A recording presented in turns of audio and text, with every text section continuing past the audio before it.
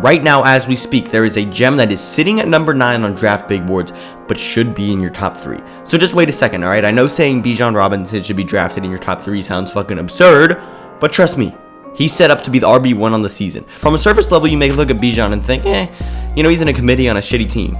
But that, my friend, is so far from the truth. The Falcons are a team with a top 10 offensive line, a young QB, and they are a team that led the entire league in rushing attempts last season. Desmond Ridder could be good, bad, it won't matter. Because a big reason why they drafted Bijan is to take pressure off of him. Ridder isn't someone who has the green light to sling the ball down the field, okay? In fact, he's going to have more handoffs to Bijan than he will total passing attempts on the season, and you can mark my words on that. People have to remember, this is an Arthur Smith offense we're talking about. And this might be one of the biggest components that nobody talks about. The Falcons have an elite O-line led by one of the best young linemen in the entire league in Chris Lindstorm, and it needs to be talked about more. That should be the icing on the damn cake for reasons to be confident in Bijan's situation. So Bijan Robinson is a top 10 draft pick playing for a team who runs the ball more than any other team in the league, which also has an elite offensive line. I mean, that alone shoots Bijan's ceiling to space. So we know his situation is beautiful, right? But if we look at the most recent running backs who were drafted top 10,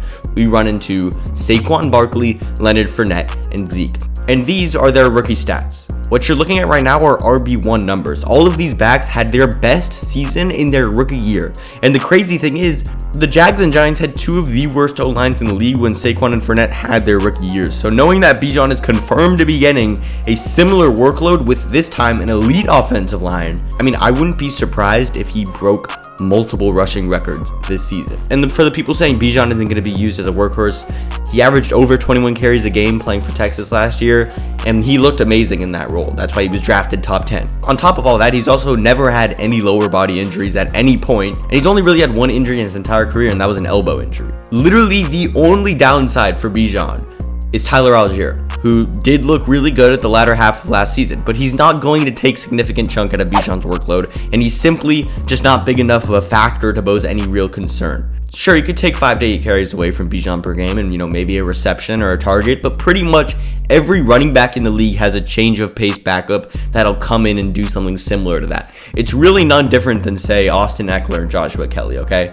So now, if you still have any sort of concern about Bijan Robinson this season, I don't think I can really help you.